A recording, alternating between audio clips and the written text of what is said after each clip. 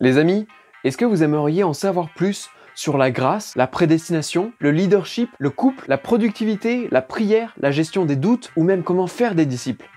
Je sais pas vous, mais personnellement, dans cette liste qui pourrait continuer encore bien longtemps, il y a pas mal de sujets pour lesquels je pense avoir encore beaucoup de choses à apprendre et que j'aurais envie de creuser. Et en fait, un des meilleurs moyens pour faire ça, c'est tout simple, mais c'est de lire un livre. Donc voilà le défi du mois, lis un livre. C'est pas le nombre de pages qui compte. Je sais que ça peut faire peur et être rapidement décourageant de se lancer dans la lecture de gros livres, mais il y a plein de petits livres, pas chers, qui se lisent facilement. D'ailleurs, je sais pas si vous le savez, mais en ce moment, c'est la fête du livre. Ça veut dire que vous pourrez trouver plus d'une trentaine de livres à moitié prix. Et une autre occasion en or, c'est le tout nouveau livre de John Piper, Dieu et l'Évangile, qui est à seulement 1 €. Et l'avantage, si vous relevez ce défi à plusieurs, c'est que si vous faites une seule grande commande, vous pourrez avoir les frais de port à 1 centime. Donc ça peut aussi être l'occasion d'acheter d'autres livres à lire après le défi, ou bien à offrir à votre famille ou à vos amis. Sinon, un autre moyen de trouver des idées de livres à lire, c'est de vous balader un peu sur le site de la REB. Dans l'onglet Conseils, vous pourrez trouver une page qui s'appelle Conseils de lecture, pleine de très bons livres répartis en différentes catégories.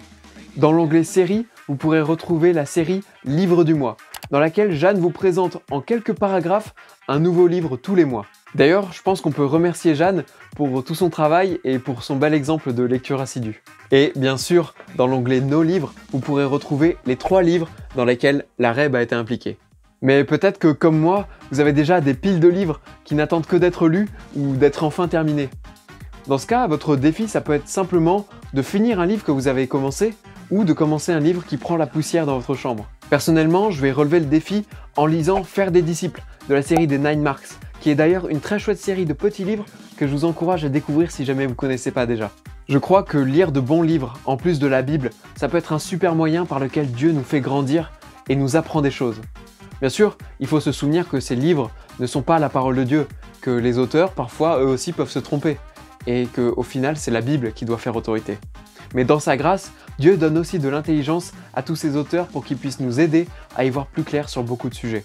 Pour relever ce défi, je vous conseille de vous fixer un objectif par semaine par exemple, et pourquoi pas de discuter avec d'autres de ce que vous avez lu. En tout cas, je prie que ce défi vous permette de lire de bons livres et qu'il soit réellement bénéfique pour votre foi. Alors, à vos pages, prêts, lisez!